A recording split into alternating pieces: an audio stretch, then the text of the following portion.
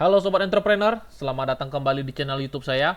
Pada kesempatan kali ini, kita akan membuat video untuk membahas saham-saham yang teman-teman kita ada di grup WhatsApp untuk bantu analisakan saham-sahamnya. Jadi sebelum kita sampai ke topik pembahasan, saya ingin ingatkan kembali kepada teman-teman semua. Bagi teman-teman yang ingin bergabung bersama kita, trading bareng bersama Mirai Aset Sekuritas, teman-teman dapat klik link yang akan kita sertakan di deskripsi. Nanti ketika teman-teman klik link tersebut, teman-teman akan langsung berkomunikasi dengan saya. Saya akan pandu teman-teman bagaimana caranya untuk membuka akun Mirai Aset Sekuritas. Nah, nanti ketika teman-teman buka akun Mirai Aset Sekuritas under saya, nanti teman-teman akan kita masukkan ke dalam dua grup, yang dimana satu grup merupakan grup untuk kita bisa saling berkomunikasi. Di sini kita bisa saling sharing, di sini kita bisa saling belajar, dan bahkan di sini kita bisa saling menyampaikan sebagai informasi, teman-teman. Dan di sini ada satu grup yang dimana grup ini merupakan yang hanya saya aja yang bisa sampaikan informasi, karena saya tidak ingin nanti berita atau news atau saham-saham yang menarik teman-teman bisa tertimpa informasinya. Jadi ada satu grup memang yang kita bentuk untuk teman-teman nggak bisa lakukan komunikasi. Jadi bagi teman-teman yang ingin bergabung bersama kita, teman-teman boleh klik link yang akan saya sertakan di deskripsi. Nanti teman-teman akan langsung berkomunikasi dengan saya, gitu. Oke. Nah, di sini kita sudah lihat ini adalah saham-saham yang telah kita rekap, yang teman-teman kita ada di WhatsApp untuk bantu analisakan sahamnya. Namun seperti yang teman-teman perhatikan, kita akan perhatikan dulu komposit indeks IHSG kita seperti apa gitu. Nah, di perdagangan hari ini komposit indeks IHSG kita ditutup menguat plus 0,37% di level harga 7195. Dan kalau teman-teman perhatikan memang foreign di hari ini juga di pasar reguler dia outflow sebesar 40 miliar, namun di all market dia memang 98 miliar totalnya dia masuk. Namun kita tetap berfokus di regular marketnya, teman-teman. Dan di sini kalau kita perhatikan juga secara frekuensi, teman-teman perhatikan, dan juga secara value transaksi hari ini sebesar 15 triliun, teman-teman. Nah, di sini juga teman-teman temukan bahwasanya saham-saham apa aja yang masih di akumulasi foreign, dan teman-teman akan menemukan bahwasanya perbankan adalah saham-saham yang paling top untuk di terus akumulasi oleh foreign. Jadi pastikan juga terlepas teman-teman trading di saham-saham penny stock atau bahkan di saham-saham yang bergerak di bidang energi, setidaknya saya ingin beri masukan kepada teman-teman, milikilah saham-saham yang berada di sektor perbankan, entah itu Mandiri, BRI, BCA atau juga BNI, karena itu jangan sampai jangan sampai kita nggak mendapatkan momentum yang bagus gitu ketika kita ada momennya teman-teman bisa mengkoleksi saham-saham perbankan di harga base price-nya, teman-teman. Itu sangat disayangkan. Jangan nanti misalnya BCA ketika harga sudah di atas 10.000 baru menjadi sebuah penyesalan bagi diri kita. Jangan nanti BRI bisa nanti di atas 6.000 baru menjadi suatu penyesalan bagi kita, teman-teman. Dan saya pribadi juga saya punya barangnya, dan saya memang untuk investasi jangka medium baru saya akan lirik sahamnya, dan saya memang sisihkan di dalam satu sekuritas yang memang saya nggak akan buka sampai benar-benar dia hit target, teman-teman. Nah, di sini teman-teman perhatikan juga ada saham bergerak di bidang energi, ada Pegas, ada Antam, Medco, dan lain-lain. Jadi di sini teman-teman perhatikan ada saham-saham apa aja yang diakumulasi foreign, dan juga saham-saham apa aja yang telah di outflow foreign di perdagangan hari ini. Namun bukan menjadi suatu kepastian besok foreign akan tetap outflow di saham ini, dan juga bukan menjadi suatu kepastian saham ini bukan tidak baik apabila teman-teman entry ketika foreign juga outflow, karena untuk konfirmasi teman-teman layak memiliki saham ini atau tidak bukanlah foreign ya, bukan foreign, namun price action itu sendiri, tren itu sendiri mau kemana. Ketika tren itu reverse dari trend side left dari ke right trend, ya teman-teman miliki. Jangan sampai teman-teman nggak punya saham ketika teman-teman temukan saham itu berpotensi reverse gitu. Itu biasanya teman-teman akan mendapatkan gain yang sangat optimal gitu. Nah, kita akan lanjutkan. Di sini teman-teman perhatikan, sebenarnya kita sudah punya forecasting bahwasannya kemungkinan besar indeks kita akan memasuki di level harga 7.000 sampai 7.086 ini. Namun kita akan lihat seperti apa perkembangan indeks IHSG kita ke depannya. Teman-teman juga harus mengerti bahwasanya kita tetap harus waspada, karena seperti yang dilihat di pasar global secara news juga teman-teman ketahui bahwasanya besar kemungkinan John Powell sendiri sebagai gubernur The Fed atau Bank Sentral Amerika akan menaikkan suku bunga, yang dimana mereka akan terus berperang melawan inflasi, teman-teman. Dan seperti yang teman-teman ketahui juga, besar kemungkinan Bank BI kita juga akan menaikkan suku bunga, kemungkinan besar ada yang mengatakan dari Bank Danamon mengatakan kemungkinan besar BI akan menaikkan sebesar 25 BPS, dan saya mendengar juga ada sampai 50 BPS juga. Kita akan lihat bagaimana kebijakan Bank BI kita ke depannya. Namun teman-teman harus ketahui bahwa saya ketika Bank BI menaikkan suku bunga, sektor-sektor apa aja yang paling diuntungkan, teman-teman, dan sektor-sektor apa aja yang kemungkinan besar paling dirugikan gitu. Itu untuk uh, view ke depan ya. Jadi teman-teman ketika menganalisa itu coba lihat majority-nya dulu, seperti analisa itu dari top ke bottom, teman-teman. Jadi teman-teman tuh harus lihat topnya dulu, view-nya secara globalnya, baru teman-teman lihat ke bottomingnya gitu. Jadi untuk biasanya ketika suku bunga dinaikkan, memang sektor yang paling diuntungkan adalah perbankan. Tapi teman-teman juga harus ketahui ketika suku bunga terlalu tinggi, teman-teman, itu juga nggak baik untuk pasar saham kita.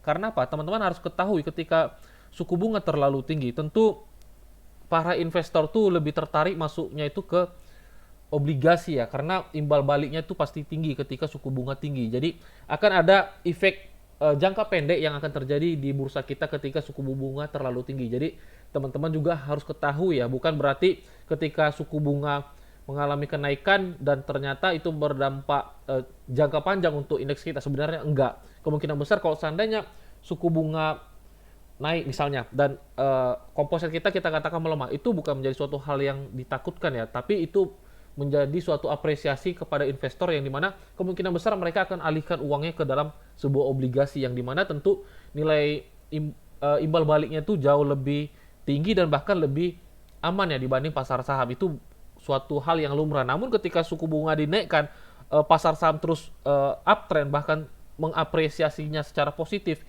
yaitu juga bagus untuk kita ya teman-teman. Itu bagus untuk kita. Jadi kita harus melihat objektifnya juga. Kita harus lihat objektif, kita harus lihat secara negatif, dan kita harus bisa melihat secara positifnya. Jangan nanti ketika teman-teman mempunyai planning ke depan, tapi teman-teman tuh nggak ngerti seperti apa pergerakan untuk indeks kita ke depannya. Dan juga ketika ketika teman-teman itu trading, saya selalu sarankan lihat komposit kita terlebih dahulu, karena apapun ceritanya, mungkin teman-teman akan mendengar bahwasanya banyak influencer yang mengatakan bahwasanya kita nggak trading dengan indeks, kita tidak terlalu peduli dengan indeks. Namun saya ingin tekankan kepada teman-teman harus perhatikan indeks kita, karena ya ketika indeks kita berada di area bottoming, itu adalah suatu sinyal untuk kita berlayar dalam lautan atau bursa kita, teman-teman. Jadi teman-teman harus mengetahui gitu. Jadi sebenarnya komposit kita masih baik-baik aja, gak ada yang perlu ditakutkan. Ketika dia benar-benar masuk area ini, ya itu bisa menjadi suatu opportunity yang menarik untuk teman-teman perhatikan saham-saham apa aja yang bisa kita dapatkan di best price, entah itu bergerak di bidang energi atau juga di perbankan. Nanti kita akan perhatikan kemana pergerakan indeks kita ke depannya. Namun secara overall, indeks kita masih sangat-sangat bagus dan tidak ada yang perlu kita khawatirkan dengan saat ini. Oke, kita akan langsung saja membahas saham apa aja yang ingin kita bahas di video kali ini. Yang pertama ada saham BMTR. Kita akan lanjut. Untuk BMTR sendiri kita sebenarnya udah pernah forecast saham ini, dan jujur saya pribadi kemarin sudah out di saham ini ketika dia masuk ke 368 ini, teman-teman. Jadi saya pasang trailing stop kemarin, saya langsung langsung pasang BEP dan kena langsung, teman-teman. Dan kena langsung, dan saya coba cari opportunity di saham lain. Kenapa? Karena kita berharap dia membentuk sebuah swing di sini dan dia akan lanjut naik, dan benar aja dia langsung drop, dan ya lebih baik kita exit. Jangan sampai teman-teman nggak exit ketika dia break di bawah 368 kemarin gitu. Nah, memang kalau teman-teman perhatikan di sini, kalau kita tarik secara Fibonacci, mungkin bagi teman-teman tadi yang belajar bersama Mirai Asset Sekuritas, yang mentornya itu adalah Michael Yo, dia mengajarkan sebuah Fibonacci. Namun saya pribadi melihat Fibonacci itu hanya di 618 aja. Banyak beberapa trader yang menggunakan Fibo 382 bahkan 0,5. Namun saya pribadi lebih suka menggunakan 618, tapi bukan menjadi suatu acuan bahwa saya ketika dia kena 618 saya langsung entry, enggak, teman-teman. Jadi saya pribadi harus perhatikan juga secara area dan secara klasteran gitu. Saya harus perhatikan secara klasteran.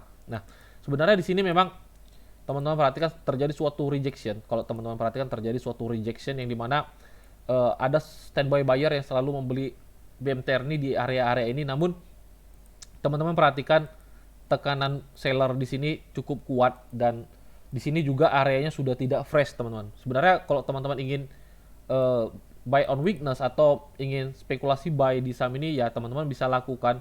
Namun perhatikan ketika dia benar-benar break di bawah 346, saya ingin katakan lebih baik teman-teman cut loss. Kenapa? Tandanya dia akan membuat new low baru dan dia akan transisi dari tren bullish signifikan ini ke tren bearishnya teman-teman. Jadi lebih baik kita coba hindari dulu ketika dia benar-benar break di bawah 346. Karena kalau seandainya dia break teman-teman, kita cerita forecastnya seperti ini,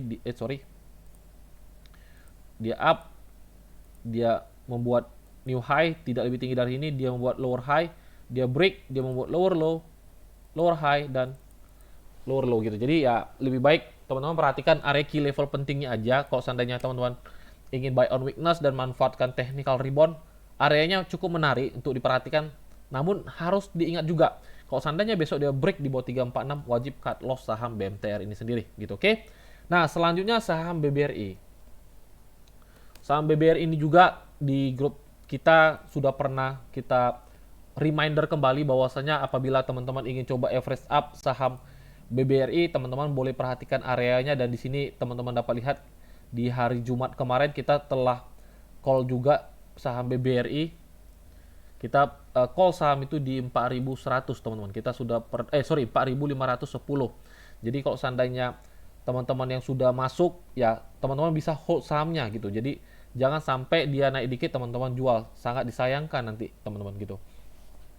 Nah, di sini teman-teman perhatikan kita sudah pernah forecast bahwasanya ini adalah area yang bagus untuk teman-teman lakukan average up, atau yang belum punya barangnya boleh entry. Di sini di level harga 446 sampai 4510. Dan di perdagangan tadi atau kemarin juga udah pernah masuk areanya, dan seharusnya teman-teman sudah punya barangnya. Nah, pertanyaannya bagi teman-teman yang belum punya barangnya bagaimana? Apakah masih ada kesempatan untuk entry? Saya rasa area ini masih ada kesempatan teman-teman untuk entry. Ingat, selagi dia nggak break di atas area ini, teman-teman masih bisa koleksi sahamnya di area-area ini teman-teman. Jadi kalau seandainya dia break area ini, besar kemungkinan dia akan tutup gap down yang telah dia buat di 4850. Itu adalah area yang akan dia kejar dalam jangka pendeknya, dan kita punya forecast dia akan break di area ini teman-teman. Dia akan break dan dia akan kejar sebentar, kita tarik dulu untuk melihat area harmonic resistannya. Kita ubah dulu sebentar ya. Nah, kalau seandainya teman-teman ingin pegang saham ini dalam waktu yang cukup panjang, teman-teman boleh perhatikan area 5610. Itu adalah 1618, dan level tertinggi ada di 6600 teman-teman. Jadi sebenarnya saya yakin dan percaya dalam waktu dekat, setidaknya dalam kuartal pertama 2023, dia akan kejar 5600 ini. Dan ya saya sarankan bagi teman-teman yang belum punya barangnya, teman-teman bisa koleksi selagi dia berada di area ini teman-teman. Ini merupakan area akumulasi yang baik untuk teman-teman pertimbangkan gitu, oke? Ini untuk BBRI. Selanjutnya kita lihat BSDE. BSDE juga di beberapa waktu yang lalu kita sudah pernah rekomend saham ini, dan saham-saham yang satu sektor dengan saham ini sudah naik sangat signifikan teman-teman. Salah satunya adalah saham Citra. Nah, ini adalah salah satu contoh saham yang tren berada dari tren kiri dan menuju ke tren kanannya teman-teman. Karena di sini teman-teman perhatikan ada sebuah potensi dia akan reverse. Nah, kita hapus dulu gambarnya. Sebenarnya kita sudah pernah entry di area ini ya. Saya pernah rekomendasikan di area ini, namun kita nggak bisa harapkan dia kembali masuk area itu, karena berarti secara structure market harganya sudah rusak teman-teman. Jadi kita hanya bisa menunggu di mana di area base entry-nya gitu. Nah, kalau kita lihat secara tren, kita bicara tren, kita nggak bicara entry. Nah, dia udah naik sangat signifikan, dia bahkan telah break area channel trend line-nya, yang dimana kita akan adjustment. Berarti tekanan momentum buying power-nya itu sangat kuat, yang dimana dia berada di atas rata-rata channel trend line-nya, dan itu cukup menarik untuk teman-teman perhatikan gitu. Nah, di sini kalau kita lihat, kita hilangkan dulu channelnya supaya kita melihat untuk posisi area entry. Di sini dia mempunyai suatu momentum yang sangat signifikan dan itu cukup menarik untuk teman-teman perhatikan. Kita lihat dulu. Nah, di sini teman-teman dapat perhatikan sebenarnya ini adalah area klasteran. Jadi saya menggunakan Fibonacci itu sebenarnya saya lihat area klasterannya dulu, teman-teman. Ketika tercluster dengan suatu area demand level, teman-teman perhatikan di sini itu merupakan area yang benar-benar sangat bagus untuk teman-teman entry gitu. Jadi saya juga menggunakan Fibonacci, saya temukan area klasteran ya, bukan melihat tidak ada suatu area gitu. Memang sebenarnya fungsi Fibonacci ini hanya mengukur kedalaman dia koreksi dari momentum, teman-teman. Jadi teman-teman ukur dia dari momentum. Momentumnya di mana? Ya biasanya dari swing low ke high atau dari low ke high. Jadi kita lihat semakin kecil momentum, jadi semakin kecil juga powernya. Jadi teman-teman boleh perhatikan area-area untuk teman-teman tarik momentumnya, dan kebetulan kita tarik momentumnya dari sini, teman-teman. Kita ambil momentumnya di sini dan kita temukan juga suatu area yang menarik untuk teman-teman perhatikan, yaitu di level harga 970 sampai 945. Nah, sebenarnya kalau kita harapkan dia sampai ke sini ada sebesar 3% yang harus kita tunggu. Jadi kita lihat dulu time frame ke H4, kita tunggu aja seperti apa perkembangannya besok, dan kalau seandainya dia break di atas 105, dia nggak masuk ke area yang telah kita tandakan, ya udah berarti kita hanya bisa menggunakan buy on breakout dan kita katakan ini adalah asumsi sebagai demand zone kita, teman-teman. Jadi kita tunggu konfirmasinya besok dia kemana. Kalau seandainya dia break ke atas, berarti ini merupakan area demand zone-nya dan teman-teman bisa entry di saham BSDE gitu. Jadi untuk BSDE overall sangat menarik, teman-teman, sangat menarik, dan besar kemungkinan dia akan kejar area supply-nya itu di level harga 1200-an gitu. Karena ini adalah sebuah transisi dari trend bearish ke trend bullish. Jadi sangat menarik untuk teman-teman perhatikan untuk BSDE sendiri. Selanjutnya kita lihat saham JAR. Nah, ini saham teman-teman perhatikan di sini momentumnya dia tekanan bearishnya sangat kuat dan dia membreak suatu area yang telah kita tandakan. Kalau kita lihat time frame dari H4, dia break, dia retest, dan besar kemungkinan dia akan drop lagi. Jadi ketika saham yang seperti ini lebih baik teman-teman hindari dan jangan coba spekulasi. Jadi kalau teman-teman tipe trader yang swing, jangan entry di saham yang seperti ini. Itu sangat berisiko, teman-teman, karena belum ada sebuah konfirmasi untuk kita entry di saham JAR ini sendiri, teman-teman. Karena ya kita tunggu validasinya dulu. Lebih baik teman-teman cari saham yang ada potensi reverse dan itu bisa mendapatkan gain yang sangat optimal. Salah satunya tadi kayak BSDE ini. Dulu kita sudah pernah rekomend saham ini dari area bawah ini dan sekarang dia sudah trading ke atas. Itu adalah salah satu contoh yang sebenarnya cukup menarik ketika teman-teman temukan saham yang berpotensi transisi dari tren kirinya ke tren kanannya, ketika dari tren bearish ke tren bullishnya, teman-teman. Jadi kalau bisa teman-teman temukan suatu saham yang seperti ini, price actionnya itu sangat menarik, dan salah satunya adalah di saham-saham konstruksi ya. Jadi teman-teman perhatikan saham-saham konstruksi infrastruktur seperti Waskita, PTPP, ADI, dan juga Wika. Itu saham yang ada potensi upside-nya cukup gede, karena kalau teman-teman perhatikan secara price actionnya dia akan transisi ya, dan teman-teman juga harus ketahui flow-nya itu udah terlalu rendah di area itu. Ibarat air itu merupakan suatu area yang cukup rendah, yang besar kemungkinan air akan mengalir dari titik tertinggi ke titik terendah, dan salah satunya adalah saham-saham konstruksi. Jadi teman-teman boleh perhatikan atau koleksi untuk saham-saham konstruksi gitu. Kita kembali ke JAR tadi ya. Nah, untuk kejar sendiri bagi teman-teman saya pribadi, bagi yang belum punya barang lebih baik wait and see, dan kalau seandainya teman-teman yang sudah punya barangnya perhatikan aja. Kalau seandainya dia break di bawah 374 nih ya lebih baik cut loss dulu sahamnya, teman-teman, karena dia akan membuat new low baru dan akan melanjutkan trend bearish-nya gitu. Oke. Itu untuk JAR. Selanjutnya untuk Pegas.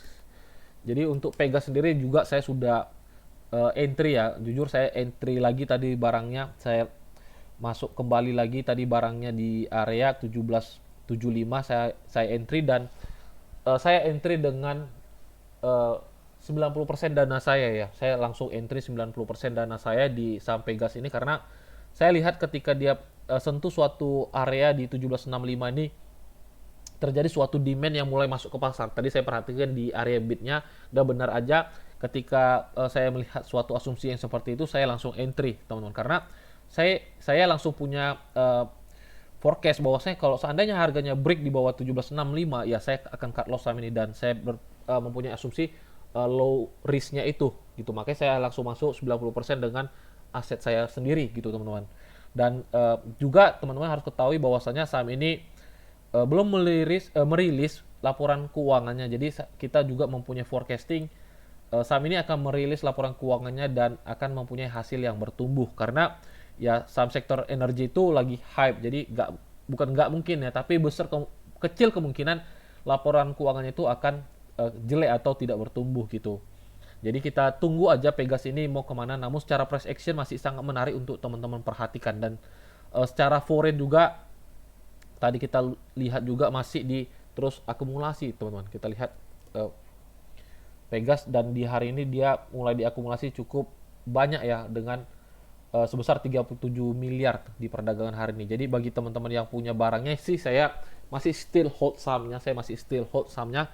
Namun kalau seandainya dia benar-benar break di bawah 1765, baru saya akan coba cut loss dulu, dan saya akan tunggu dia di area bottoming, teman-teman. Jadi ya teman-teman juga harus mengerti ya, trading itu nggak ada namanya nggak cut loss, kecuali teman-teman memang entry di saham LQ45 atau saham yang benar-benar bagus dan hype-nya memang lagi bagus, ya teman-teman nggak mau cut loss, ya masih sah-sah aja. Yang penting ketika dia benar-benar memasuki area demand level, ya teman-teman terus beli saham itu. Karena apa? Akan ada time-nya dia akan trending, teman-teman. Akan ada time-nya dia akan trending, dan setidaknya teman-teman mungkin akan kalah di waktu, tapi ya teman-teman itu sudah punya dana yang optimal di saham tersebut. Tapi ya resikonya kemungkinan ketika memang suatu tren terbentuk dengan sangat jelas bahwasanya dia bearish, ya udah mau nggak mau kita cut loss, teman-teman.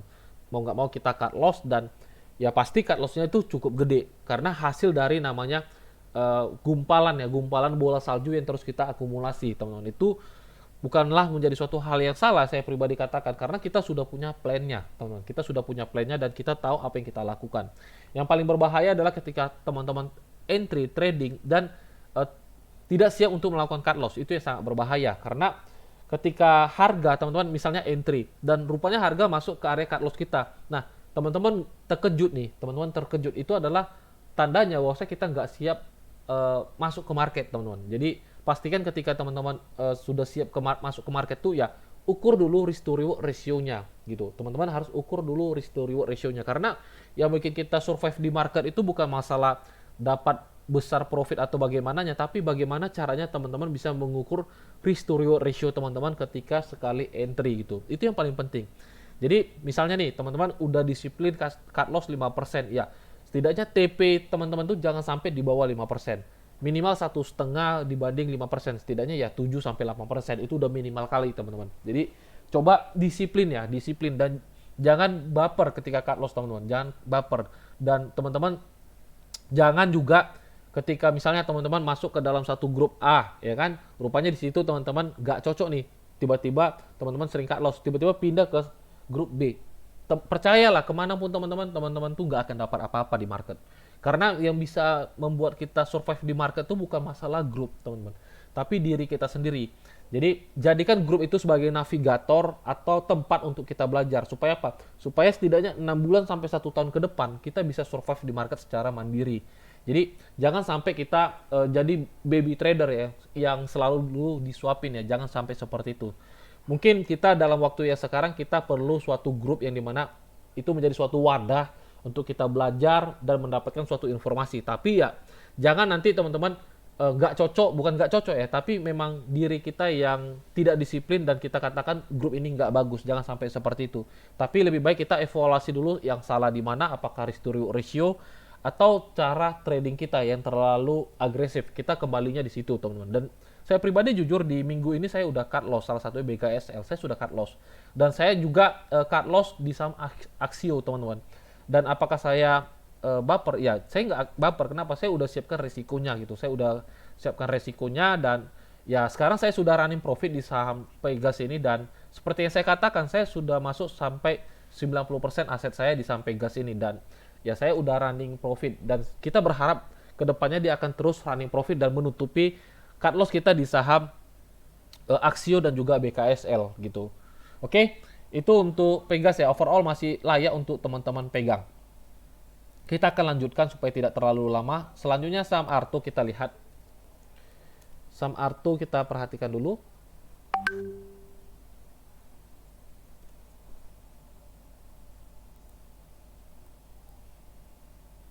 Nah, untuk Arto sendiri, sebentar saya tutup dulu WhatsApp-nya supaya tidak terganggu.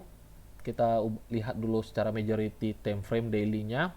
Nah, di sini teman-teman perhatikan sebenarnya secara majority trend-nya juga dia masih tekanan bearish-nya sangat kuat, teman-teman. Jadi saya pribadi sih jujur saya tidak tertarik untuk melihat saham Arto ini. Terlepas di perdagangan hari ini dia naik 3%, tapi saya pribadi belum ingin coba melirik saham Arto ini, teman-teman, karena tekanan bearish-nya masih sangat kuat dan di sini teman-teman perhatikan masih sangat kencang tekanannya. Jadi ya kalau seandainya ingin entry lebih baik entry lah di 6100 ya, 6100 atau di dekat area channel supportnya ini gitu.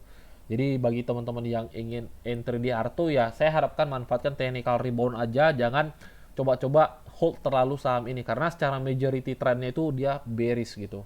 Oke, itu untuk Arto. Kita akan coba persingkat. Selanjutnya saham BOS. Ini adalah saham penny stock ya, kita lihat dulu. Nah, ini benar adalah saham penny stock dan teman-teman perhatikan dia break suatu key level penting di sini.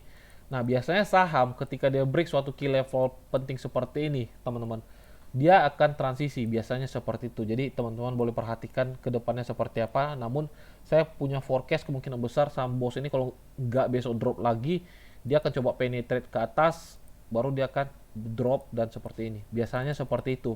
Ketika dia break suatu key level penting seperti ini, biasanya dia akan drop cukup kencang, teman-teman. Jadi, bagi teman-teman yang ingin entry di saham BOS ini, ya lebih baik urungkan dulu niatnya, dan bagi yang sudah punya barang, saya sarankan sih dengan pola yang seperti ini lebih baik cut loss sendiri sih, saya pribadi seperti itu. Kalau seandainya ingin entry ya masuk, mending kita tunggu dia masuk ke area crown areanya dan kita lihat apakah demand akan mulai bereaksi ketika dia masuk area ini, teman-teman. Jadi ya kita wait and see aja untuk saham BOS ini sendiri gitu. Saya pribadi sih belum rekomendasi untuk saham BOS ini.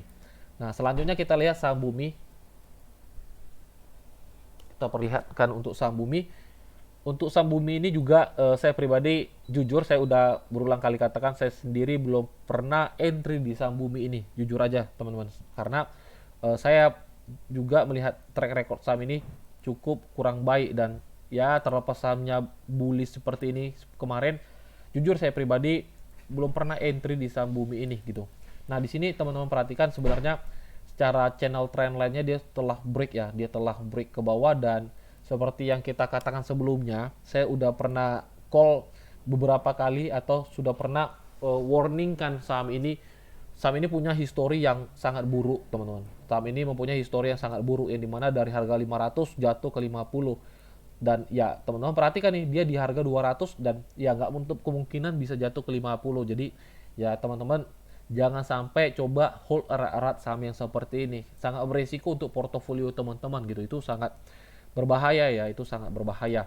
Nah, di sini seperti yang saya katakan sebelumnya, ketika suatu saham membreak suatu key level seperti ini, besar kemungkinan dia akan terus drop, teman-teman. Besar kemungkinan dia akan terus drop gitu. Jadi jangan coba, saya pribadi jujur jangan coba trading ketika harga tekanan bearish-nya seperti ini, itu sangat berbahaya. Lebih baik kita coba cari sebuah potensi dia dari left trend itu seperti ini, teman-teman. Dia membentuk seperti ini, baru dia akan seperti ini. Jadi coba kita cari saham yang transisinya tuh seperti ini gitu. Nah, ini left side-nya dan ini right side-nya. Jadi coba kita cari di area transisinya seperti ini. Itu jauh lebih optimal untuk teman-teman swing daripada seperti ini, teman-teman. Ini adalah left side-nya, teman-teman. Ini adalah left side-nya. Ini adalah sebelah kiri dan ini adalah sebelah kanan. Dan jangan sampai teman-teman terjebak di tren kanannya, yaitu tren distribusinya. Itu yang sangat berbahaya, teman-teman. Jadi untuk Bumi ini saya lebih baik tidak banyak terlalu spekulasi. Namun kalau seandainya teman-teman tetap bertanya di mana yang baik untuk entry, saya lihat di sini ada sebuah area demand yang bisa teman-teman pertimbangkan ya kalau seandainya teman-teman masih memaksa ingin coba spekulasi di saham bumi ini. Jadi saya pribadi melihatnya ada sebuah area yang bisa teman-teman perhatikan setidaknya di level harga 133 sampai 122 gitu. Jadi ya teman-teman boleh perhatikan area-area ini gitu. Oke, itu untuk bumi ya, itu untuk bumi. Selanjutnya JPFA kita perhatikan. Nah, untuk JPFA ini ada sesuatu yang menarik, teman-teman. Teman-teman perhatikan, sebenarnya kita sudah forecast adalah ini ada dua area demand yang telah kita tandakan. Kita hapus, kita akan coba forecast ulang saham ini. Di sini kalau kita lihat secara channel trendline-nya dari sini, kita dapat temukan polanya seperti ini. Nah, kita lihat dulu. Nah, teman-teman perhatikan sebenarnya secara momentum channelnya dia seperti ini, dia dekat dengan channelnya. Jadi kalau seandainya dia break channel trendline-nya ini, itu menjadi suatu hal yang bagus untuk pergerakan saham JPFA ini ke depannya gitu. Kita lihat secara majornya, kita lihat seperti ini. Nah, di sini sebenarnya yang menarik teman-teman, yang menarik di JPFA ini, di sini ada sebuah area yang bisa teman-teman katakan menjadi area demand-nya gitu. Nah, ini adalah area demand yang bisa teman-teman perhatikan. Kita hapus dulu channelnya. Nah, ini ada area demand yang bisa teman-teman perhatikan nih. Jadi kalau seandainya teman-teman ingin entry JPFA ini atau average down sum ini, ya menarik untuk teman-teman lakukan gitu. Menarik untuk teman-teman lakukan. Dan lihat untuk stop loss sendiri juga low risk ya, di 1450 aja hanya sebesar 3,6%. Dan untuk TP1 teman-teman bisa letak di high-nya dulu, kita letak di sini di 1635. Ini adalah high-nya, dan kalau seandainya dia benar-benar break 1635, dia akan kejar area high berikutnya, teman-teman. Setidaknya dia akan kejar di 1700 gitu. Jadi untuk JPFA kalau seandainya teman-teman ingin buyback, teman-teman bisa lakukan karena secara area menarik gitu. Oke, itu untuk JPFA. Kita lihat selanjutnya saham KRYA. Ini adalah saham terakhir yang akan kita bahas di video kali ini. Untuk KRYA sendiri secara momentum dia strong momentum, strong bullish, teman-teman perhatikan. Dan sebenarnya menarik di sini ada sebuah base atau ada area demand level yang bisa teman-teman perhatikan nih. Nah, jadi ini ada demand level yang bisa teman-teman perhatikan. Namun kalau kita perhatikan ini, kita lihat dulu range-nya berapa persen ya.